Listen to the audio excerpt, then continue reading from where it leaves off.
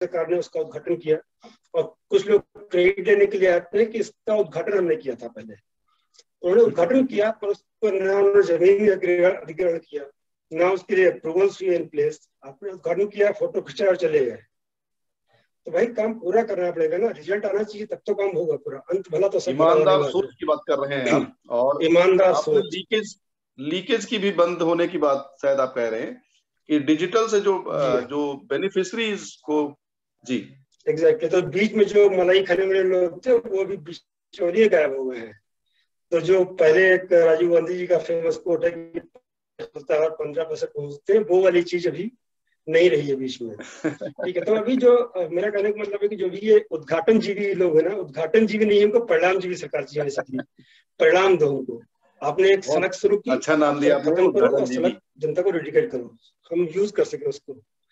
तो उद्घाटन जीवी नहीं चाहिए हमको, परिणाम जीवी लोग चाहिए अभी सरकारें। ठीक है, अभी आप अगर मेट्रो की बात करें आपने एक चीज की। जी जी जी, नहीं, मैं एक बात याद दिला बीच आप में आ कुछ बोल गई रहे थे। क्योंकि हम समापन की ओर बढ़ रहे हैं।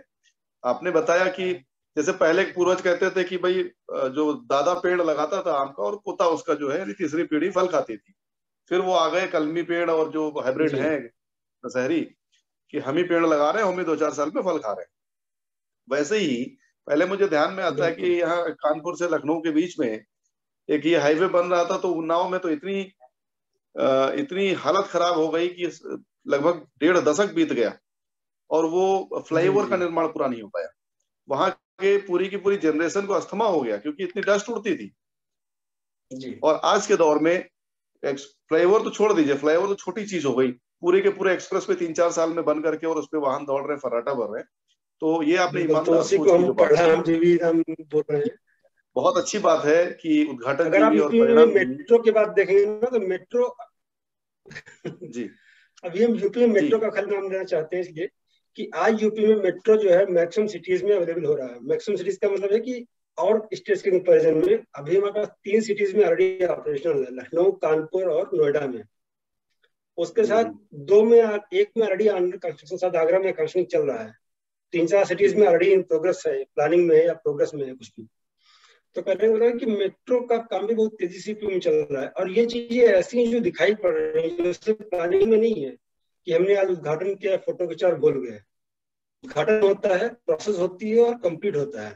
तो ये सारा जो कंप्लीट हो रहा साइकिल है ये कंप्लीट होना चाहिए, और इस साइकिल हमारे लिए बहुत इंपॉर्टेंट है पूरा होना, वरना जो है चीजें सटकी रहती है उस समय।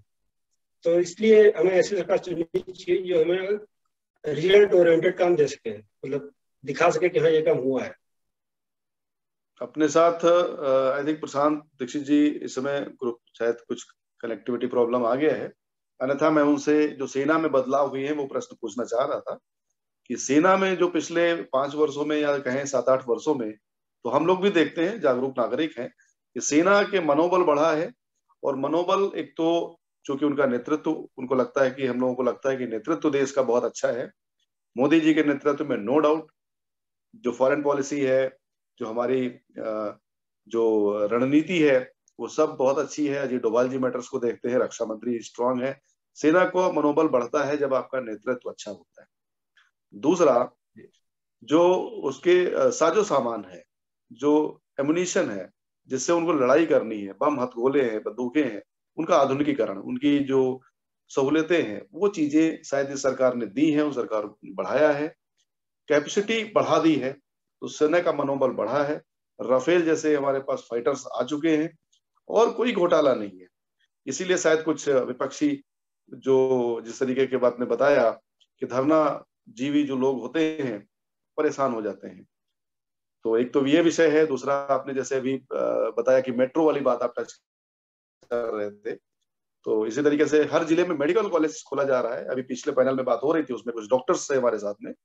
तो मेडिकल कॉलेज हर जिले में जो ओपन हो रहा है, उसका फायदा ये है कि लोगों को लंबी दूरी तय नहीं करनी पड़ेगी।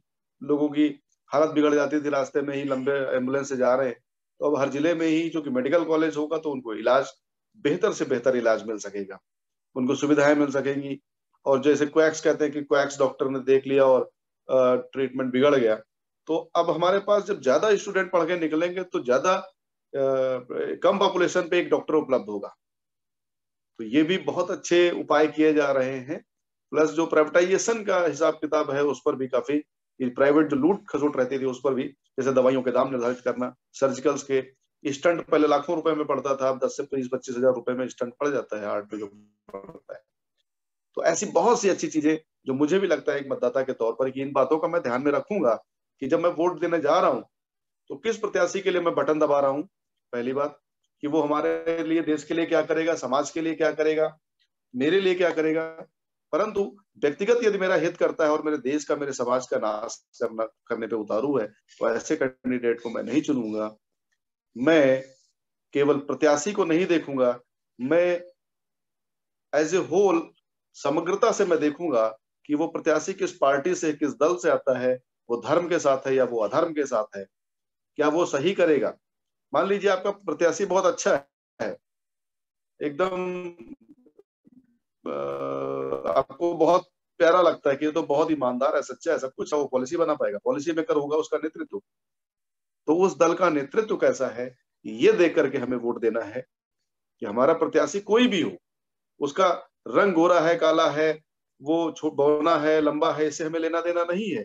किस जाति का है लेना देना नहीं, मेरे पड़ोस में रहता है कि मेरे घर से दूर रहता है, इससे मुझे लेना देना नहीं है।